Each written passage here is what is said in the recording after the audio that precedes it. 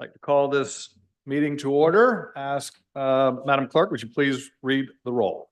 Councilmember Gregg, Councilmember Shealy, Here. Councilmember McBride, Councilmember Mitchell, Councilmember Brady, Councilmember Gregory, Councilmember Waring, Councilmember Seekings, Councilmember Tinkler, Councilmember Bowden, Councilmember Appel, Councilmember Parker, Mayor Cogswell. Here. I'd now like to ask Councilmember Brady to give the invocation and lead everyone in the Pledge of Allegiance. Yes, thank you, Mr. Mayor. So I'd like to mark this Holocaust Memorial Day with a prayer that was written at the start of the pandemic by a rabbi, an Episcopal priest, and a Muslim imam together. So please bow your heads. Loving God, we come to you with heavy hearts, remembering the 6 million Jewish souls murdered during the Holocaust.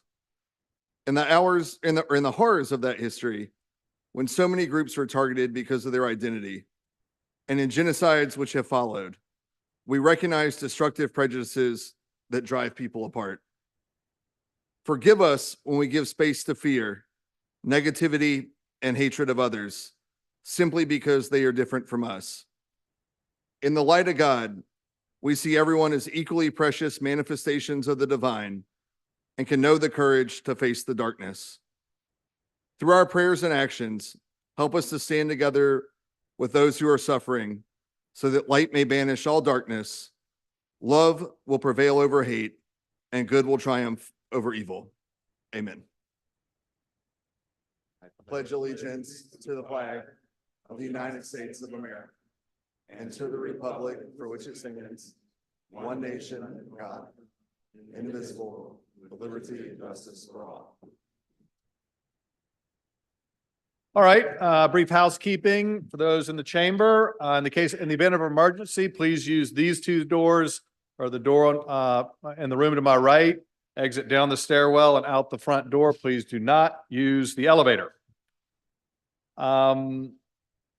Moving on now for presentations and recognitions, I would like to invite Anita Zucker, Scott Rittenbaum, and Barbara Wind from the Remember Program Committee of Charleston Jewish Federation and Brandon Fish to join us up on the podium.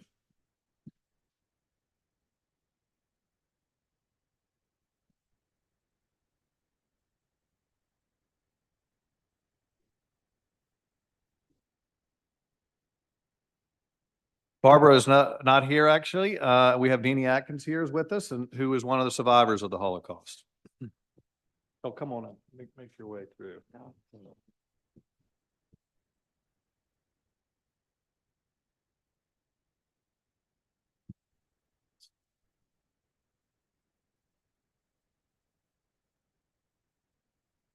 I'm going to read the proclamation. Whereas the Holocaust was a state-sponsored systemic persecution and annihilation of European Jewry by Nazi Germany and its collaborators between 1933 and 1945, and whereas we remember with sadness the 11 million people, including 6 million Jews, who were victims of Hitler's final solution, along with those who were persecuted for their religious and political beliefs, sexual orientation, and physical disabilities. And whereas we remember with admiration the resistors and rescuers, known and unknown, who risked and lost their lives to save others. Whereas we remember with respect the survivors who escaped, were sheltered, or who were freed and who lived to contribute so much to our community and to our world.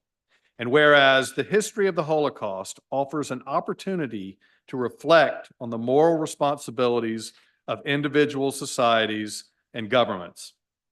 And whereas we have an obligation to ensure that the memory and legacy of lives lost or forever changed in this horrific event are never forgotten. And whereas we remember and honor the liberators of the World War II concentration camps 79 years ago. And whereas I encourage all citizens to remember and honor the victims, our Holocaust survivors and liberators during the community-wide Yom HaShoah Holocaust Remembrance Program, which will be held at KKB Elohim Synagogue in Charleston on May 5th at 4 p.m. This year's theme is Beyond Survival, a Legacy of Resistance, and will display the importance of action through generational remembrance. Therefore, be it resolved that we pledge today to firmly commit ourselves to never again and to work to promote human dignity by confronting intolerance and hate whenever and wherever it occurs. Now, therefore, I, William S. Cogswell, Mayor of the City of Charleston, and pursuant to an act of Congress and the United States Holocaust Memorial Council, on behalf of City Council, do hereby proclaim the week of April 29th through May 5th, 2024, to be Week of Remembrance in memory of the victims, survivors, rescuers, and liberators of the Holocaust. Now, in witness thereof, I do hereby set my hand and cause the seal of Charleston to be affixed this 9th day of April in the year 2024.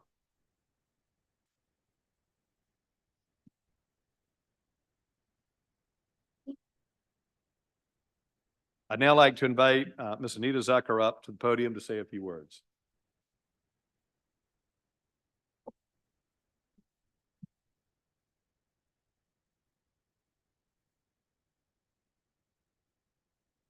Good afternoon. My name's Anita Zucker. I'm also a child of Holocaust survivors, just for your information. I think it's important for you to know that. And I'm a member of the Charleston Jewish Federation's Remember Program Committee, which consists of Holocaust survivors, their descendants, educators, and concerned citizens. The Remember Program for Holocaust Education and Genocide Awareness educates and builds community among all races, faiths, and ethnicities in Charleston, and inspires citizens to stand against hate, bias, and anti-Semitism. The Remember program would like to personally invite you to the community-wide Holocaust Remembrance Program that you just heard mentioned by the mayor, held at Kahol Kadosh Beth Elohim Synagogue on May 5th at 4 p.m. Thank you all for committing to Holocaust education and awareness as a community. And I noticed that you have the yellow candles at your place. I'd like to be able to share the meaning of those yellow candles. It was created to keep alive the memory of the 6 million who perished in the Shoah. The candle is modeled after a traditional Jewish memorial yahrzeit candle that burns for 24 hours during periods of mourning and on the anniversary, the yahrzeit of a family member. The candle's yellow wax reminds us of the yellow armband that Jews were forced to wear during the Nazi regime. As we light this yellow candle, we vow never to forget the lives of the Jewish men, women, and children symbolized by this flame. And I thank you very much. Good afternoon. My name is Deanie Atkins, and I'm a Holocaust survivor, one of the few that are still around. I go to schools, organizations. With the epidemic, they bought where I live a machine so I could talk to the teachers and the kids. And I want to do this till I drop that, because people need to know what it is, not just that long ago. No, it's still in my heart. My heart hurts.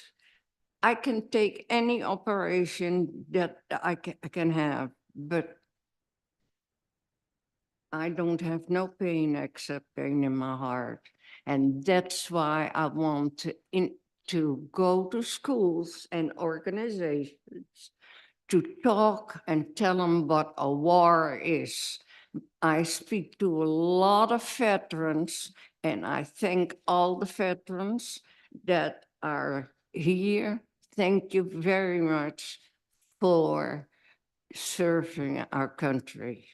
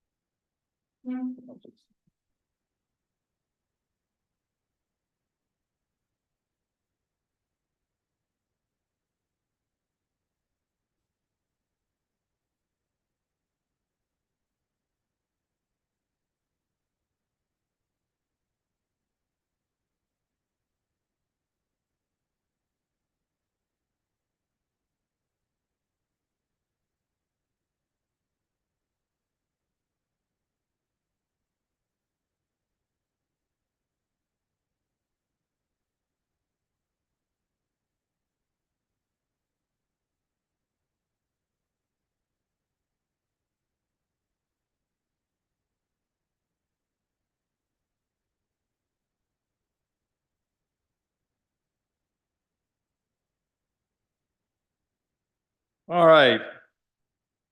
Next, I'd like to invite Mindy Sturm and Beverly Hutchinson of D. Norton Child Advocacy Center to join us on the podium. And I'm going to read a proclamation recognizing Child Abuse Prevention Month.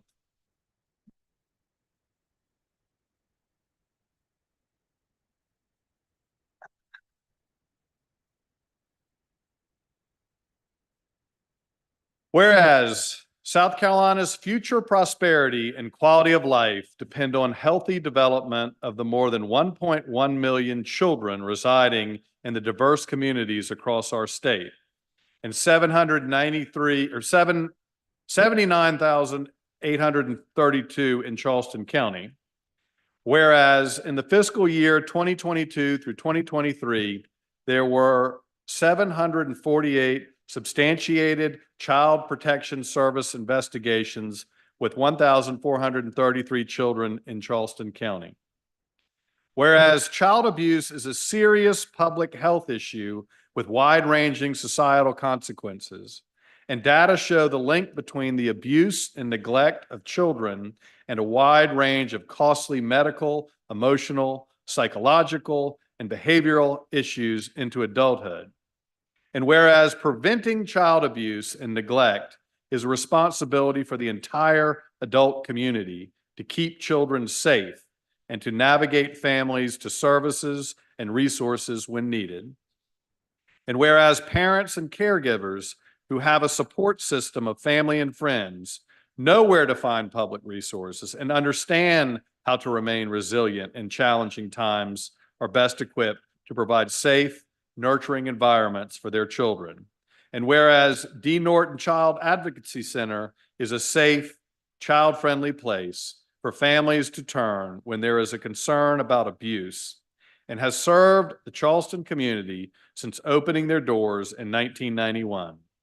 Now I, therefore, William S. Cogswell, Jr., Mayor of the City of Charleston, do hereby proclaim April 2024 is Child Abuse Prevention Month throughout Charleston, and encourage all South Carolinians to dedicate themselves to protecting the quality of life for every child.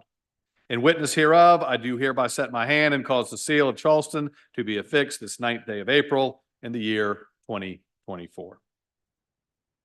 I'd now like to call Beverly to come up and say a few words.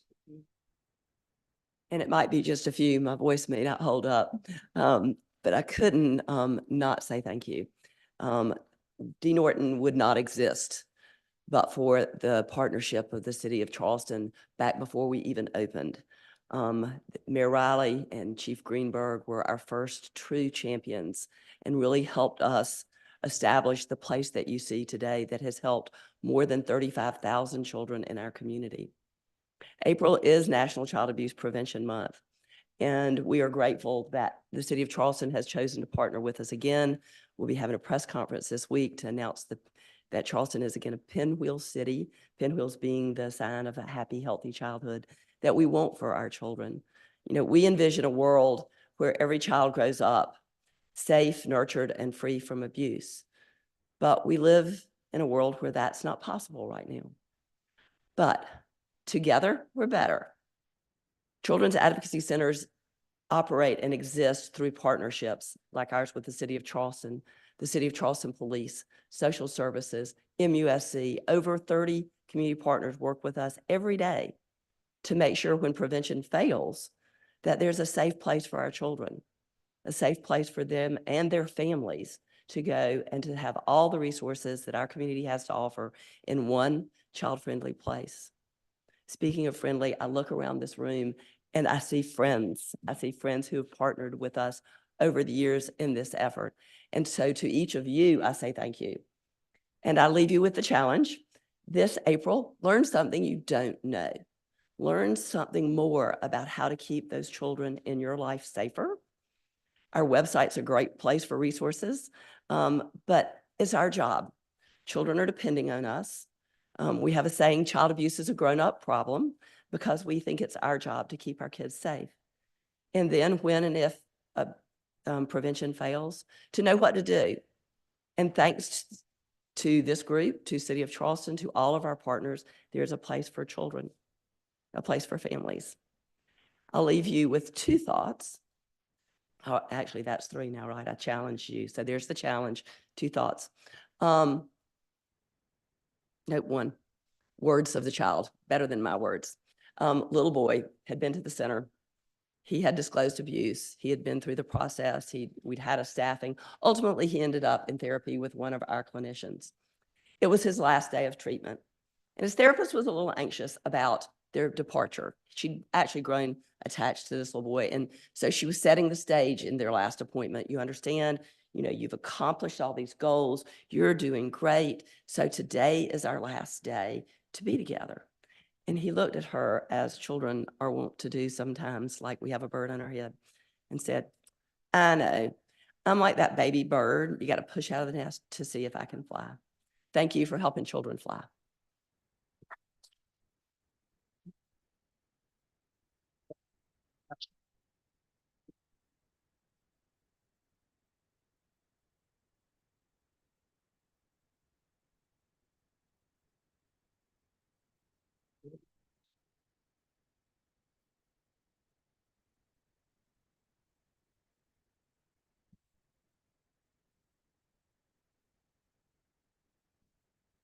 Okay, moving on. We're now at the public hearings. No public hearings. Now we're moving on to approval of city council minutes. Second. We have a motion properly seconded. All those in favor signify by saying aye. Aye. Opposed? Ayes have it. We are now in citizens participation period. Madam Clerk, how many Yes, people sir. we have signed up? We have 6 people signed up to speak. We have 6 people. All right. Let's give them 2 minutes then, since that's a light load. And please remember, if you are up here to speak, to respect the rules of decorum. We'll give you 1 warning. Second warning, you will be asked to leave. Also, please know that this is not a conversation back and forth. We're here to hear from the public. And please do not address members of council individually. All right, our first speaker is Anthony Bryant, and the time is 2 minutes. Mr. Anthony G. Bryant. We want to be very careful. I was at an opportunity to make public comments. My last digital public comment, I won't make any digital public comments, last one. It was very difficult to listen to the Public Safety Committee and sign up to speak on Thursday night at a train station with a friend of mine going back to New York. And I made it to speak at the most important part of public safety. Public safety deals with everybody in the world, not you, they do. They observe, they surveil, they arrest. If you're unfortunate, excessive use of force. Facebook and YouTube, Berkeley County, FBI's, the South Carolina Attorney General, U.S. Attorney of South Georgia, has me married to a woman in Indiana, in Oregon. But the woman is a successful businesswoman in Chicago, Illinois, claiming she was hacked and scammed. I'm a pro se and foreign policy litigant and in the Fourth Circuit Court of Appeals in protests of how our people are treated. Now, we heard about child abuse. What about George Stinney, 14 years old, given the death penalty for that? The Scottsboro boys, 100 years ago, wrongfully accused of a crime they did not commit. 50% of the homicides in the African-American community are closed, open. Okay, now you get a publicly corrupt state official, federal official, with that, he can be wrongfully accused of a crime he did not commit and get the death penalty. This is what I'm working on. Fairness.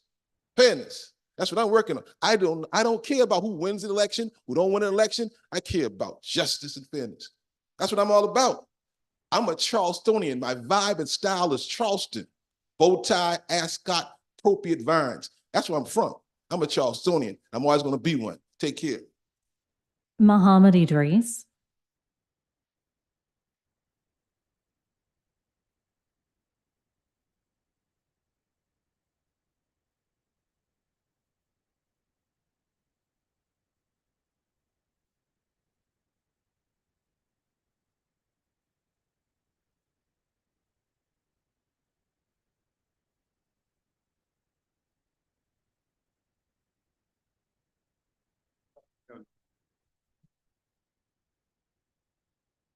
Evening.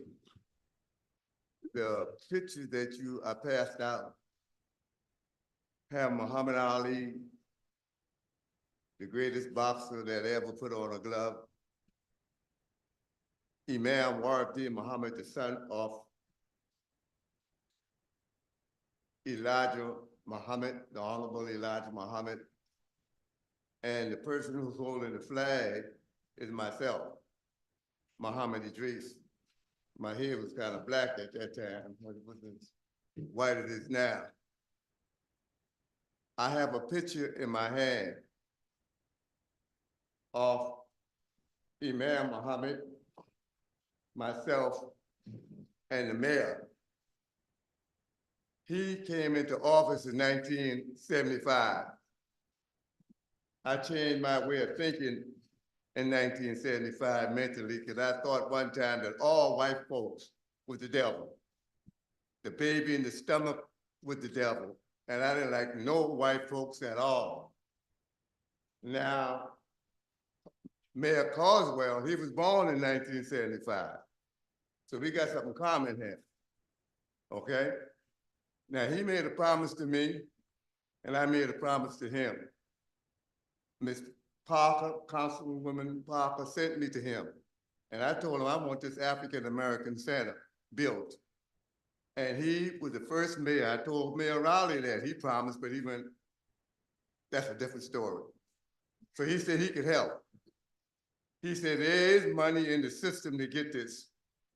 So on Saturday coming, this Saturday, we're gonna start on Philip Simmons Park at America and Columbus. I believe we're the only country got a street called America and Columbus. Columbus discover America. Time. And we discover Columbus and America and the United States of America. The organization is Pride, people ready to improve and develop the environment. We want all of you to come out. We're gonna start 8:30 Time. Saturday morning. Thank you. Matt Mossberg.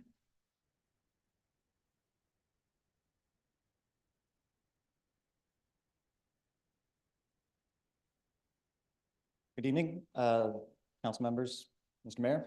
I'd like to say I came here and I'm actually really pleasantly surprised. I hope that you'll forgive my, maybe this is a break of protocol, but I'm genuinely impressed and proud, Mr. Cogswell, of your acknowledgements tonight, of your commemoration of the tragedy that affected the Jewish people as a result of the Holocaust.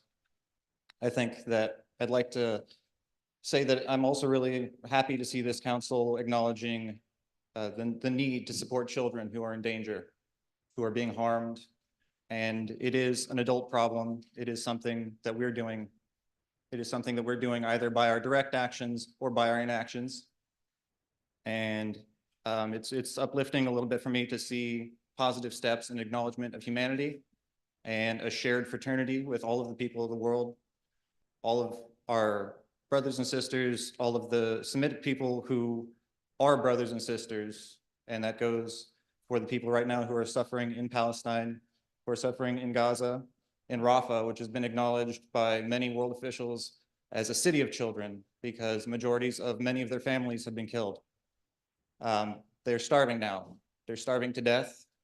And this council has yet to even discuss a ceasefire resolution, and I find that very disappointing. But I hope that through this moment of shared humanity that we can make steps forward to acknowledge and to set the tone and to set a moral example for our community and for our country. Thank you. Anna, there's no last name.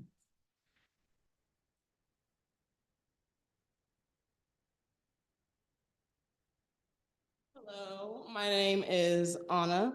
And like my friend Matt here mentioned, I too was pleasantly surprised and touched really to see somebody be able to share their story of tragedy, of loss, and for all of us to sit here and acknowledge that moment, because that really was powerful. I know we all felt it in the room. And I loved her colored hair. That was precious. So since we are acknowledging genocides, I think it's important to acknowledge that a genocide doesn't happen overnight. It's an atrocity that is calculated and snowballs over time. This genocide that you often like to call war began in 1948, when 80% of Palestinians' population at the time, just over 750,000 individuals, were forcibly displaced. This is not a religious issue. This is not a racial issue. This is not an okay thing that's happening. This is a genocide and our country is funding it. This is a human rights issue that we all need to acknowledge. Since we all seem to be a little bit unclear on the definition of genocide, because a lot of people don't want to call it that, this was pulled from the Oxford Dictionary, and it says the deliberate killing of a large number of people from a particular nation or ethnic group with the aim of destroying that group or nation. If that doesn't sound like what's going on in Gaza right now, I don't know what does. And I beg of you, as many of my friends have begged of you each week, to please consider passing a permanent and immediate ceasefire in Gaza. We need it now more than we needed it ever. Over 30,000 people have been killed. Men, women, children that we all talked about trying to protect. Not just our own, the ones that live across the ocean, across the world. It's important. Time. Thank you. Shane, I would also like to ask, out of respect, everybody silence their phones. Because I've been hearing a few of those go off during these public comment periods and during the proclamation. So please make sure you silence your phones. Shane Dooley. Good evening. My name is Shane Dooley. I would like to take a second to acknowledge the Holocaust Commemoration Proclamation. I spoke with members of the Jewish Federation ahead of time to just speak about that. And I do want everyone to be aware that we are in community, that we do have conversations with each other, that we do care for all of our community members, be they Jewish, Muslim, Christian, Black, white. We care about all of our community. That is paramount to what we do. And so I do hope that we can take some action. I know a council member had brought up speaking with HARC, and we have been in conversation with members of HARC. Someone who did present the proclamation is a member of HARC. We have been in conversation and community. I really, truly do hope that there is something that we can do as the city of Charleston to acknowledge the lives that have been lost since October 7th, to do something to acknowledge the hostages, bring them home, and to say that we do not support what has been happening in Gaza over the last 6 months. And so I will continue to have these conversations. I will go to HARC. I will continue supporting all of my community members. And I hope that we can work together to make something tangible happen to acknowledge that. Because I don't necessarily want to keep coming here and saying it. And I know you guys don't want us here saying it either. So that's all I'll say on that. Thank you all. Marcus McDonald.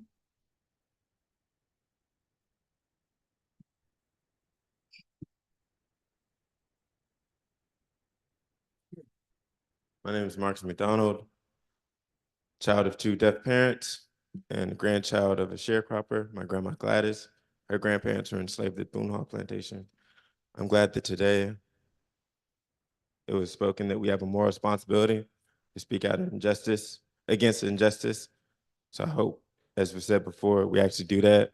There needs to be urgency. I don't know why we have to be on this side, but not on that side, talking about it. There's Muslim and Palestinian folks who've been wanting to speak and talk about how this affects them and their issues, survivors of the genocide, people who have family in Gaza. They've been wanting to be on that podium to say something. I think it's important to recognize that.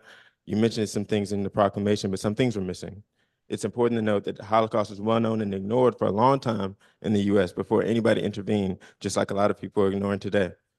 We must reflect on that right now. Hitler and the Nazis got their ideas from America and Jim Crow segregation in the South and Mexican border laws. We must reflect on that now. In 1861, Black Americans colonized Liberia.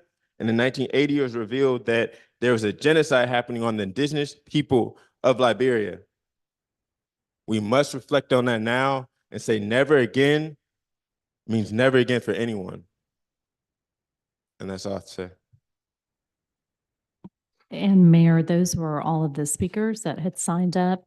We did receive some comments online from Mr. Bryant. Those were forwarded to council in full. And we also received 2 comments online urging council to pass Free Palestine Charleston's proposed resolution calling for an immediate and permanent ceasefire in Gaza and for sufficient humanitarian aid to be let in. Those are all the comments we received. Thank you, Madam Clerk. Moving on with the agenda, we are now on petitions and communications. We have one announcement. Approval of the law enforcement assistance and support agreement with Sullivan's Island Police Department. Have a motion? Second? We have a motion and properly seconded. All those in favor signify by saying aye. Aye. Opposed? Ayes have it. Now on to council communications. I'd like to call on Councilman Gregory to discuss the city's decision to defund the rain garden program. Councilman Gregory? Yeah, thank you, Mr. Mayor. Council members, I've had extensive discussions with the mayor with regard to rain gardens, and I think it's simply a matter of our looking at our policy and seeing whether or not that policy is interpreted appropriately. And the mayor has already guaranteed to me, once that is done, the rain garden program will continue. Thank you, Mr. Mayor. Thank you, Councilman Gregory, and I appreciate your education for me on this program, and thanks for your leadership. Moving on, I'd like to call on Councilman Waring for some items he wanted to have for public discussion. For Thank you, Mr. communication. Mayor. The Market Street Drainage Project was asked to be placed on the Public Works agenda at this last meeting by Councilmember Gregg, just to get an update on it. We had a great update at the committee meeting, but I thought it'd be good for council to get that same update. Could you give a brief Cliff Note version of what was given at Public Works, Mr. Fountain? I can. So the Market Street project, this is the final phase of the project to install the surface collection system and the streetscaping work that would tie into the previously installed deep tunnel and drop shafts that already exist in the project that tie to the pump station over in front of the IAM. So again, those drop shafts currently function, but the water is not able to get to the drop shafts very efficiently until there's water in the street. This last project is to do that improvement work. We have a complete design. We've been working through a little bit of a reworking in the design approach with the intent to underground power as part of the phase as SCNG has transitioned to Dominion. We're currently looking at what level of participation does the city want to take on in the reconnection of power from that underground power into the private properties. Dominion generally doesn't complete that portion as part of the undergrounding. So that's a point of discussion we're going through now. depending on how we resolve that, it will change the design approach, because if we do choose to reconnect, there's obviously a significant amount of design effort on each property as we upgrade power to a modern three-phase power through the corridor. Basically, depending what approach we take, we're looking at somewhere between 1 to 3 years to get into construction. Any questions? Thank you, Mr. Mayor. Thank you, Mr. Fountain. Just on the undergrounding of power, and I'm sure the answer to this question is going to be yes, but there's a resilience component to undergrounding power in that area. I mean, are there federal grants or anything available on the approaching it from not a, I mean, there's obviously the flood prevention standpoint, but also a resilience standpoint. Is there anything available from the federal government on that? So this one is funded and set up through an existing agreement with Dominion specific, or with SCNG at the time, not Dominion, specific to that project when the city entered it. It is, I'd have to look at the exact funding sources. It's not through a federal grant program. Okay. We certainly have a number of areas. We do look to underground through a number of different funding sources at the city. I haven't seen a substantial level of underground support for like residential or local scale underground. If you're looking at major transmission lines, sometimes. All right, thank you. Any other questions? No, on that one. The only other comment I'd like to make is I do think it's going to be important. Mr. Fountain and I have spoken a little bit about this, and I think Councilman Seekings, we discussed it as well. Just making sure that that project is phased in a way that we're not shutting down Market Street in its entirety for 3 years. I mean, we're going to have to look at, and I believe you have it contemplated in phases, correct? That's right. The project's currently broken into at least 8 phases, block by block, which is part of that challenge sometimes in coordinating with all the utility companies. Absolutely. Okay, Councilman Warren, the next one. Well, thank you, Mr. Miller. The next one is on the stormwater fee collection. Again, we had a report out on that at the last last Public Works meeting. Mr. Fountain, how long have you been with the city of Charleston? A little more than 5 years. Okay. Prior to Mr. Fountain's coming, when his predecessor was there, this city found out about not collecting all of the stormwater fees. Charleston Water System acts as a collection agent, if you will, for the city of Charleston. The stormwater fee legislation has been around in excess of 20 years. I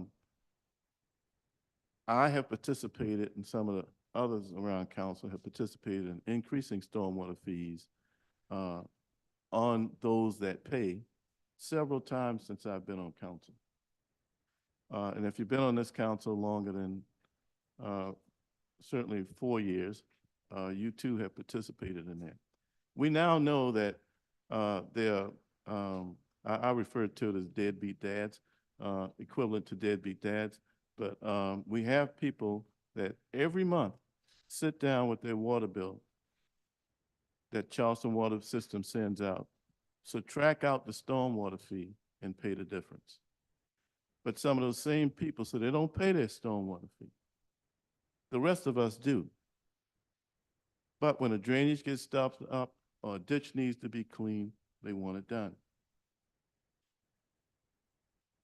We have to find a better way of collecting those dollars.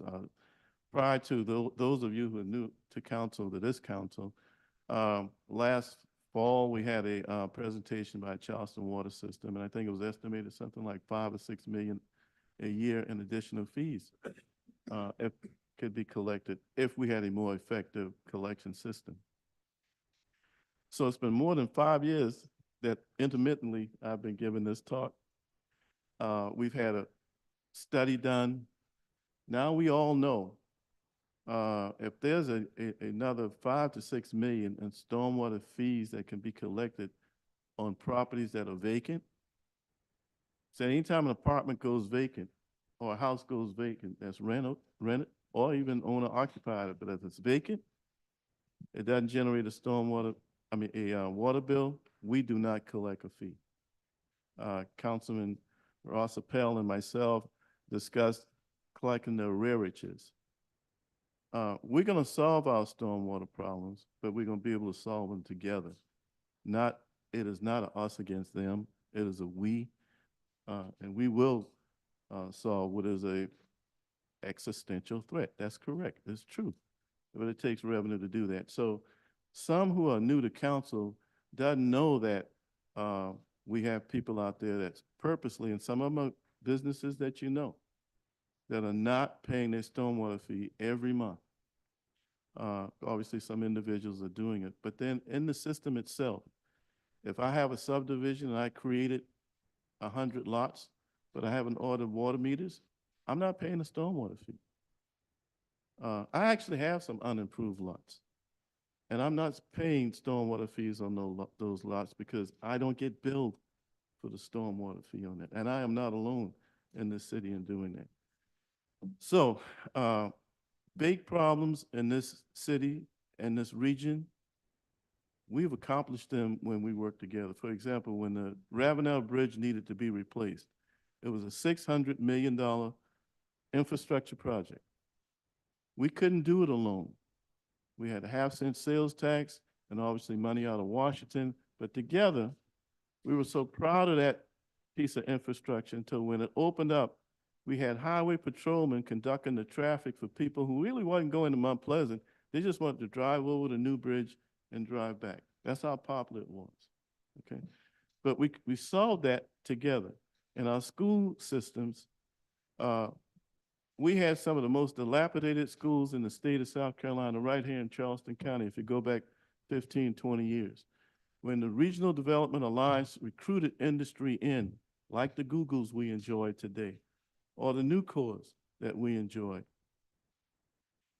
the recruiters had to show them schools in Berkeley County and Dorchester County because the schools in Charleston were too dilapidated.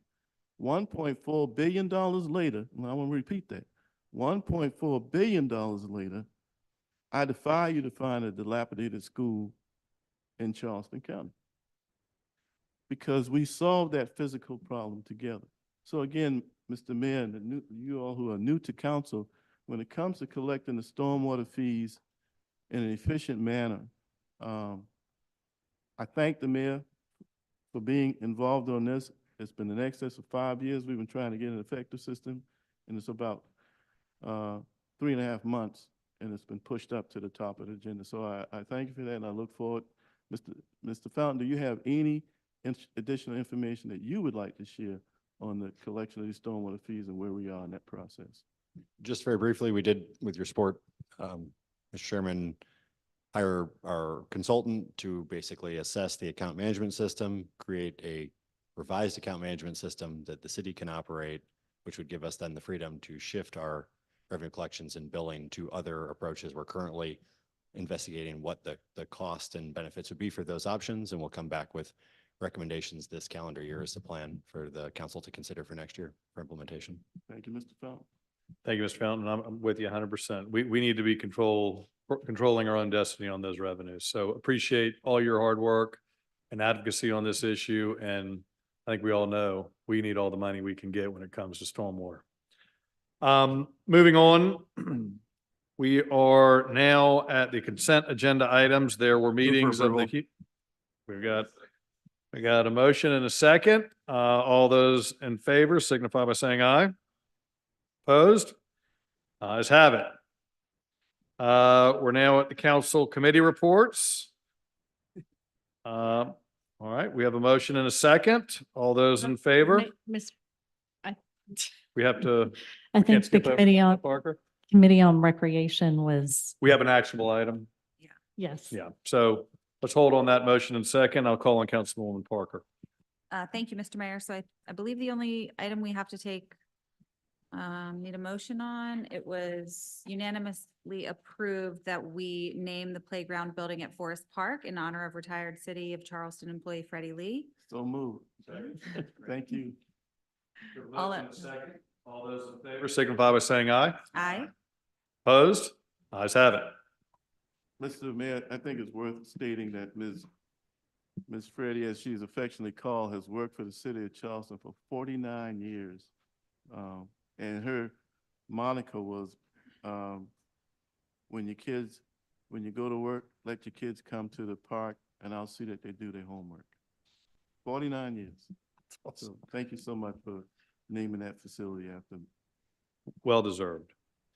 So we have a motion. I think we may need to have it amended since we had an actual item.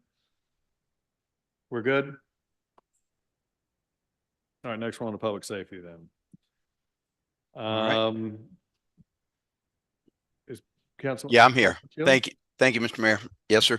Yes, sir. So we met on March 20th at 4 p.m. We do have three, let's see, we have three things to vote on here. Those were grant applications, one for body worn cameras for 441, 450, no match with that one, and a grant in the amount of 84,154. That's a supplemental allocation for victim services grant. That'll be for a salary and fringe for an elder advocate position. And there is a 20% city match of 16,830 on that one, and a third grant, which was funds that'll be used to purchase a MERT, a multiple event response trailer. So, and we voted on those obviously in Ways and Means as well. So I guess I'm looking for a motion to approve those three grants, please. The motion is second. All those in favor signify by saying aye. Aye. Opposed? Ayes have it. All right. And then we just had a discussion regarding unhoused individuals in West Ashley. And I want to thank Latasha Jenkins Flood and Gianna Shaw Johnson and Chief Walker and Dan Riccio for their input and all that they're doing to help us there. And we had emergency operations update. As most of you know, March 15th, emergency operations fell underneath the fire department. And I want to thank Chief Curria and Chief Jalazada for all that they're doing on there. So unless there's any other questions or need me to go into any further, that would conclude my report. I have one comment I'd just like to add. As of today, had a very productive meeting at the BCD COG with other regional mayors, and the unhoused conversation came up. And I'm glad to say, well, lot to be worked out.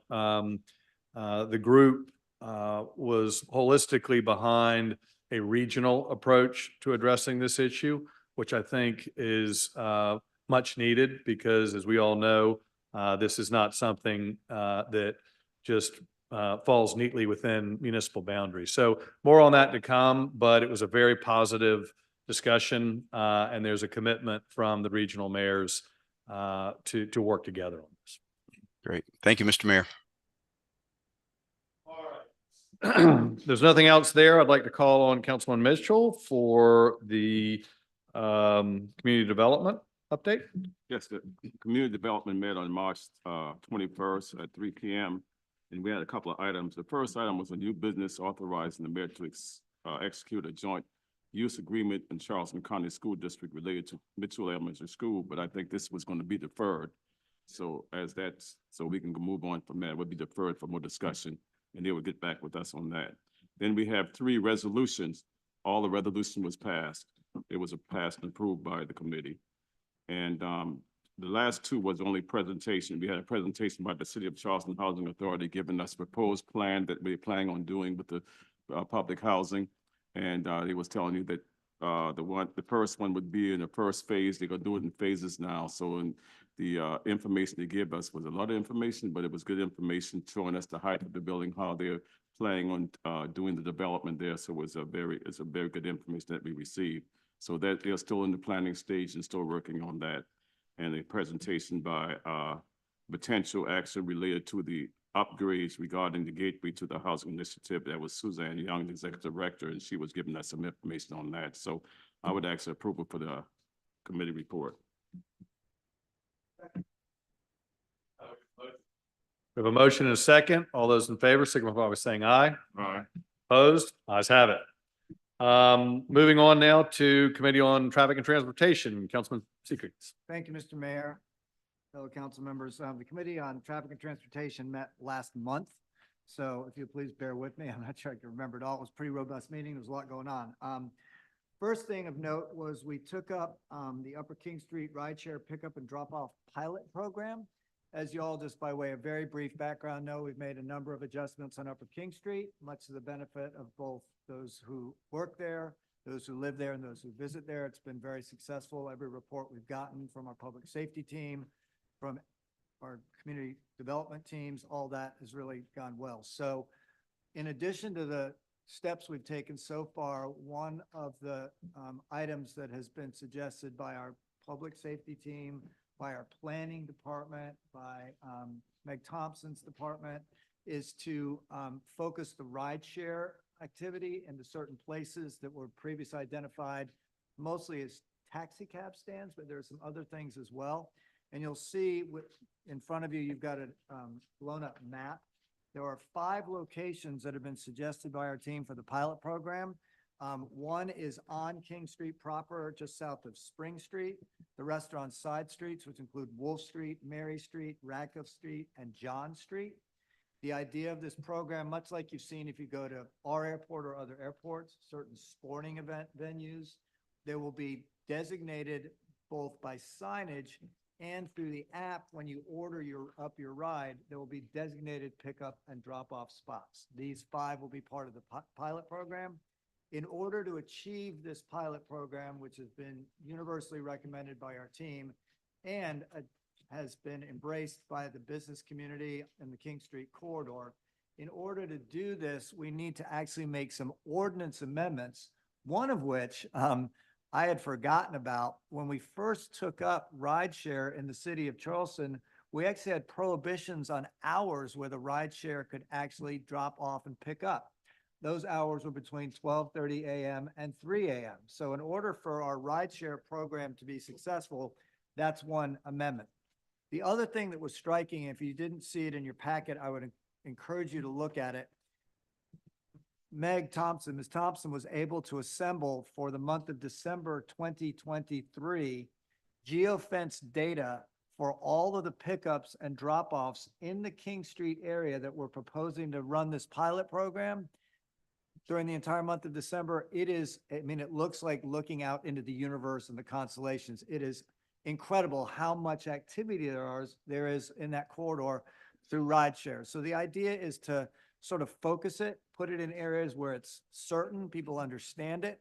Again, it's going to be a 6-month pilot program. Part of the team that was here, Chief Walker and Lieutenant Taylor, Meg Thompson, who am I missing? Oh, Robert Summerfield. There were some others too, Ms. Goodlock. This is the culmination of a lot of hard work. There were some amendments asked for and made during our debate at Traffic and Transportation. One was that the pilot program begin May 1st. That was the mayor's amendment. I think that was actually the only real amendment that we had, right? So it'll be a 6-month pilot program, 5 pickup and drop-off locations in the King Street corridor that will operate during the times that we have King Street reconfigured anyway, which is Thursday, Friday, and Saturday night, essentially from 6 o'clock at night, but really 8 o'clock at night till closing time, whatever that might be in that King Street corridor. The Traffic and Transportation Committee, with one exception, I think because there was maybe some more information needed by one member of the committee, did vote unanimously with one abstention to put this pilot program in place. We have the team here. If any of you have any questions about it, and I'm happy to answer any that come before me as well, I would ask that this council approve that item. Councilman Mitchell. Okay, the only problem I have with, not problem with it, but have we also with the pilot program, and I noticed that most of these things in the district I represent, I guess. They are. And have you all reached out to the neighborhood associates in these areas to let them know, because I don't want the pilot program to be there and then you turn it to be a dump. The short answer to that is yes, but I think Ms. Thompson is going to give you a little expanded answer. Yes, so in addition to actually surveying the businesses about where the spots would be most helpful to them, after the TNT committee meeting, we held a special meeting for the neighborhoods that kind of border this area and spoke with them. They were very supportive of the program. Okay. And that also includes, by the way, council member, the Business Improvement District has been supportive of it, and the businesses in the corridor. I think there's been general unanimity. And one other thing really quick I forgot to mention, all of these spots are ADA accessible, lit, and are in the general vicinity of where we've got access to cameras. Yeah, So I did. You know, I don't have a problem with that. I just want to make sure that the community knows about it because I don't want them to come back to me. That's what I don't need no more problems and, you know, because of we have with the bus bus stands and stuff and you're talking about Zeke, Ragsboro, Racketsboro, and a couple other areas. So I want to make sure that we understand this is going to happen and it's going to be monitored, that it's not going to, you know, turn into something else. That's all I want to make sure of. And I don't have a problem with it, but I just want to make sure of that. And I just think importantly, this is really going to focus the activity to places along the King Street corridor, not in the neighborhoods, by the way. And the way this works, and we should be getting reports, we talked about this in a meeting yesterday, from Uber and Lyft, the rideshare people monthly about the activity so we can actually see where cars are coming to pick up and drop off. So we're going to get real-time monitoring on this. Again, it's a pilot program subject to organic change at any time. Am I right about that, Chief? And Lieutenant Taylor, I know, is here in the back too. And look, they're on the street every Thursday, Friday, and Saturday night. This comes from them in the first instance. They believe this is going to work, and I agree with that. So again, same motion. I see the circles, the areas where the cars are supposed to queue up. I mean, how many cars can fit in that area? I mean, is it 2 cars, 3 cars? We selected spaces where up to 3 cars could queue at a time. That was what was recommended when we talked to other cities, such as the city of Cincinnati. Okay, thank you. Councilman Tinkler? Will that information be sent to the rideshare app so they can? Yeah, so we've actually already talked with them. They said they only needed about 2 weeks' notice Okay. once we sent them the geofence, so we should be able to get this up and running pretty quickly. By May 1st. And again, if you go to the airport, we have designated pickup and drop off. This is not a new invention. Right. The rideshare companies actually like it. It makes it very simple on your app. When you go dial up your ride, you know exactly where to go. They'll know where to come get you. And it'll, again, keep things moving through that corridor where congestion has been really our challenge. Thank you, Councilman Seekings. Did we have a motion? We have a motion and a second. All those in favor signify by saying aye. Aye. Opposed? Ayes have it. Moving on, Mr. Mayor, please bear with me. We had a pretty big agenda. The next was approval of a First Amendment to a memorandum of understanding between the City of Charleston and SWF Daniel Island LLC. That's for intersection improvements at the River Landing Drive and Fairchild intersection. The developer is going to undertake those improvements. The city is contributing $50,000 toward those improvements. They were to be made by a date that is not going to be achieved. So this MOU extends that date to May 15th of 2024, which is only just a month and a half down the road. Councilmember Gregg, I think this is actually in my newly drawn district, but it is on Daniel Island. So that was approved unanimously, and I would ask the unanimous consent of this council to approve that memorandum of understanding. Motion and a second. All those in favor signify by saying aye. Aye. Opposed? Ayes have it. All right, the next one, and for this one is pretty big. I'm going to give you the very short version of it. This is an amendment of the pedicab ordinance. Let me just say this and up front. This is a rewrite of the pedicab ordinance. We're not amending anything. We're basically completely rewriting it. And I want to thank our legal department and specifically Melissa Crutherd. She just has worked tirelessly on this. And as you all know, from many comments that have come before this council, this has been going on for a long time. And what precipitated it was currently at full tilt, when they're all out on the road, how many pedicabs do you think are out on the street at one time? Fully licensed? Y'all know? 30. We have 30 tags that are out there divided currently between 3 companies, 10, 10, and 10. What started this debate was the TNT committee approving 6 additional decals, 6 additional, when we're at full bore, there'll be 36 instead of 30. And that then went through a whole process of how do we approve the pedicab companies? Do they have facilities on the peninsula? Are they properly insured, licensed? They have the right people driving it? All of that. And it became a huge legal quagmire. Insurance was the big issue. So we approved the 6 additional decals. They went out for pre-qualification and then all hell broke loose, literally. And so what we've now is corralled it back This will allow for, pardon me? I got $5, right? And I had my pocket. But it really did. I think that's descriptive. It's not said in vain. And you all know it. So what this will allow is everybody's on a level playing field. Everyone's properly insured. The city as an additional named insured is protected from the activities of the pedicabs. And we can now send out those final bid packages for the 6 decals that, as you know, there are citizens here who have been interested in that process going forward. So by approving this tonight, we'll be giving first reading to an ordinance rewrite, not an amendment, that will then allow packages to go out as we go through second and third reading. Everyone can be pre-qualified and we can go through the approval process of the 6 additional decals. That being said, if you all need specifics and more detail, I or Melissa, who's over here, mostly Melissa, will be happy to explain it to you. But effectively what we've done is cleaned up our ordinance, made it modernized, made it better, made it more robust, and will allow the 6 additional tags to go through. Any questions? Please see our legal counsel to my right, behind you, or to your left. This, by the way, did pass unanimously. Any questions? We have a motion? A second? Motion properly second. All those in favor signify by saying aye. Aye. Opposed? Ayes have it. And then very briefly, Mr. Mayor, 2 last things. We had 2 traffic calming applications, one on Halsted Street in the Moss Creek neighborhood, the second on Cypress Street in the North Central neighborhood. Those were both approved unanimously. And then finally, we took up authorization for you, Mr. Mayor, to execute an intergovernmental agreement with the county regarding the Avondale intersection improvements, extending the deadline for the city to acquire property to make those Avondale improvements through the end of the year, December 31st, 2024.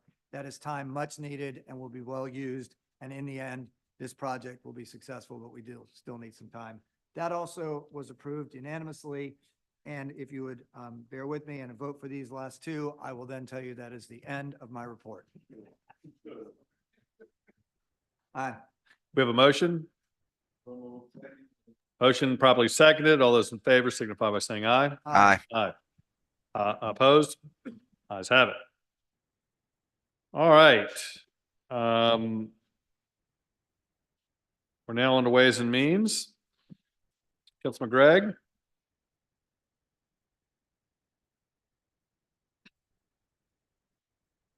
We have moved for approval. We've been seconded. Moving through, guys. All those in favor signify by saying aye. Opposed? Ayes have it. Now we're up for bills for second reading. There are 13 items for second reading. Take 1 through 13 together. We have a motion that are properly second for bills 1 through 13. All those in favor, wait, do I have to say this? Signify by saying aye. Aye. All those opposed, ayes have it.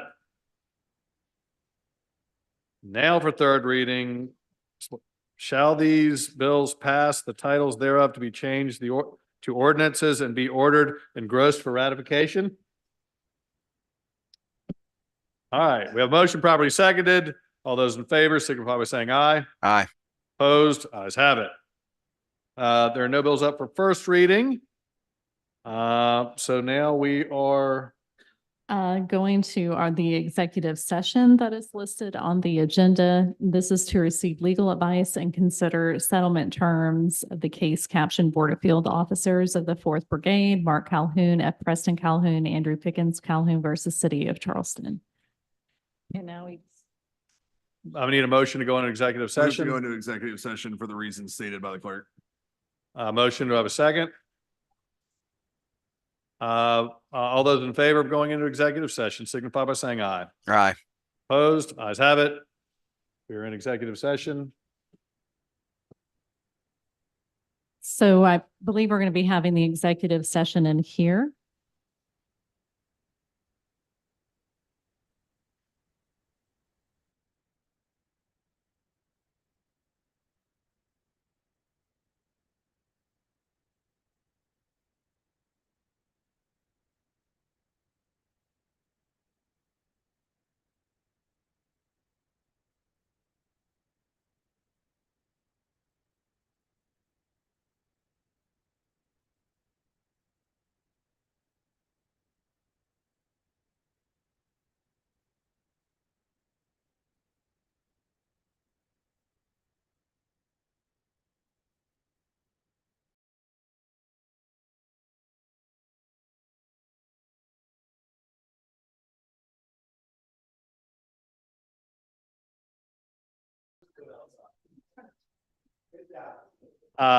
We have a motion to come out of executive session.